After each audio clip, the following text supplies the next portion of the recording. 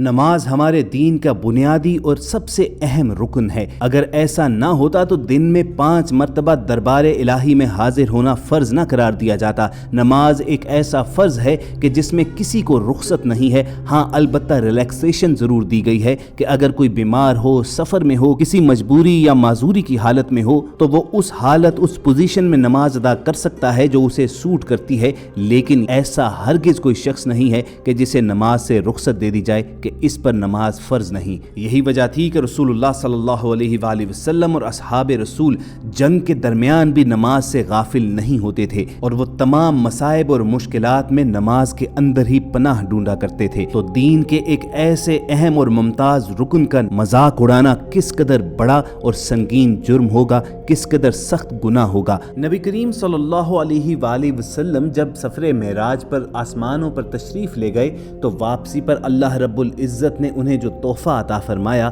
وہ تھا نماز، جو ہر مسلمان پر دن کے مختلف اوقات میں 5 مرتبہ فرض قرار دے دی گئی۔ نبی صلی اللہ علیہ وآلہ وسلم کا نماز کے متعلق ارشاد ہے کہ مشرک اور مومن کے درمیان فرق محض نماز کا ہے، کیونکہ خواتین و حضرات، حج اور روزہ جیسی عبادات تو پچھلی امتیں بھی کیا کرتی تھیں، حتیٰ کہ مشرکین مکہ بھی بیت اللہ کی زیارت کیا کرتے، روزے رکھا کرتے اور لوگوں میں سالانہ تجارت کے سفر کے بعد مال بانٹا کرتے تھے۔ اگرچہ اسے زکوٰۃ تو نہیں کہا جا سکتا، مگر وہ اسی کی ایک صورت تھی جو اس زمانے میں رائج تھی۔ تو کلمہ پڑھ کر دائرہ اسلام میں داخل ہونے کے بعد مشرک اور مومن کے درمیان جو فرق باقی رہا وہ دن میں 5 مرتبہ نماز کا تھا، اور مشرک بھی یہ بات بخوبی جانتے تھے۔ چنانچہ روایات میں آتا ہے کہ جب بھی رسول اللہ صلی اللہ علیہ وآلہ وسلم کے حکم پر نماز کے لیے اذان دی جاتی تو نہ صرف مشرکین مکہ بلکہ مدینہ میں آباد یہودی بھی اس کا تمسخر اڑایا کرتے، اس کا مذاق کیا کرتے۔ سورۃ المائدہ کی آیت نمبر 120 کا ترجمہ ہے،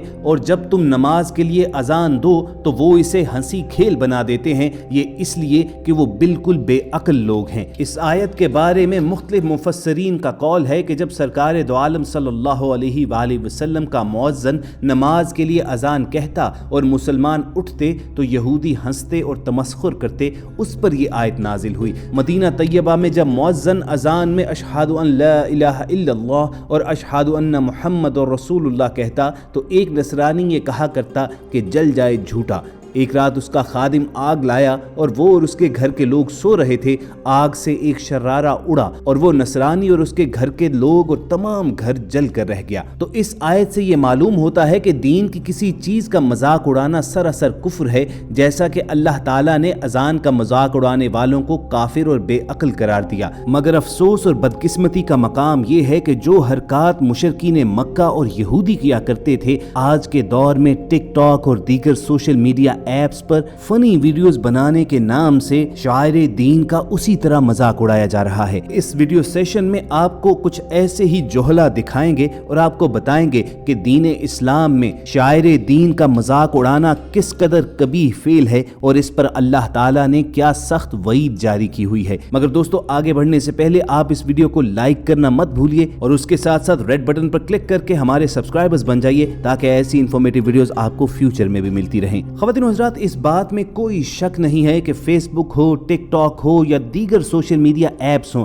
ان کے بے شمار فوائد بھی ہو سکتے ہیں اگر انہیں درست طریقے سے استعمال کیا جائے۔ مگر افسوس کی بات یہ ہے کہ ہماری نوجوان نسل فیمس ہونے کے لیے الٹی سیدھی حرکات کا سہارا لے رہی ہے، اور اب تو ہر حد کراس کی جا چکی ہے کہ فنی ویڈیوز کے نام پر دین کا مذاق بھی اڑایا جاتا ہے۔ اور سب سے زیادہ جس عبادت کو اس ہنسی مذاق کے کھیل کا حصہ بناتے ہیں وہ ہے نماز۔ ہماری جہالت کا اندازہ لگائیے کہ بچے ہوں، بڑے ہوں، بوڑھے ہوں، حتیٰ کہ شادی شدہ لوگ بھی کیوں نہ ہوں، وہ بھی اس عبادت کا تمسخر اڑاتے ہیں کہ جسے رسول اللہ صلی اللہ علیہ وآلہ وسلم نے اپنی آنکھوں کی ٹھنڈک قرار دیا تھا۔ آج کل کھلے عام فلموں، ڈراموں، مزاحیہ ویڈیوز، عام بول چال، دوستوں کی مجالس، دنیاوی تقریروں، ہنسی مذاق کی نشستوں اور باہمی گپ شپ میں مذاق کا نشانہ نماز کو بنایا جاتا ہے۔ لیکن یاد رکھیے کہ قرآن مجید میں اللہ تعالیٰ ताला ने दीनी अहकामात और चीज़ों का मजाक उड़ाने वालों का शदीद रद्द किया है। सूरतुल तौबा की एक आयत का तर्जुमा है,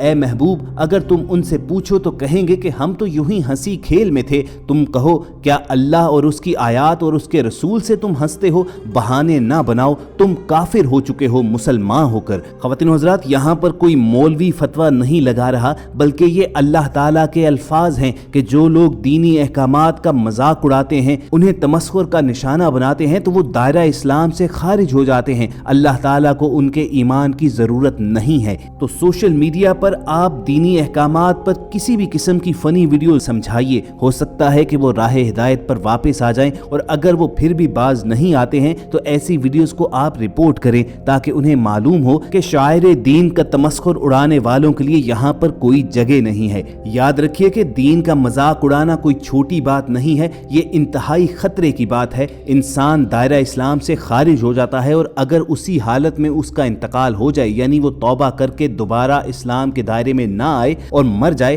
तो उसकी नमाज जनाजा तक अदा नहीं की जाएगी। और अगर वो इस रविश पर कायम रहता है और जिंदा है, चाहे कितना भी करीबी रिश्तेदार और अजीज क्यों ना हो, उससे मिलना जुलना तर्क कर देना चाहिए। हरगिज जायज़ नहीं है ऐसे शख्स से ताल्लुक रखना। आपके सामने कुरान करीम ही की एक आयत का तर्जुमा रखते हैं। सूरतुल इनाम की आयत नंबर 70 में अल्लाह ताला ने इरशाद फरमाया, और छोड़ दो उनको जिन्होंने अपना दीन हंसी खेल बना लिया और उन्हें दुनिया की जिंदगी ने फरेब दिया। यानी ये बातें कोई गली मोहल्ले का मौलवी नहीं कह रहा है, बल्कि खुद अल्लाह रब्बुल इज्जत ये ताकीद कर रहा है कि जो लोग शायर दीन का मजाक उड़ाते हैं, दीनी अहकामात का तमस्खुर करते हैं, ठट्ठा करते हैं, तो वो ईमान लाने के बावजूद काफिर हैं और उनके साथ मेल जोल नहीं रखना चाहिए। लेकिन अगर वो आपके समझाने से बाज आ जाएं तो सूरतुल तौबा की एक आयत का तर्जुमा है, अगर वो तौबा कर लें तो उनकी राह छोड़ दो, यानी उनके रास्ते में रुकावट ना बनो, उनसे ताल्लुकात बहाल कर लो। तो ये बात समझ लीजिए कि जो भी शख्स अहले दीन, नमाज और दीनी अहकामात का मजाक उड़ाता है, तो उसके बारे में ये समझा जाएगा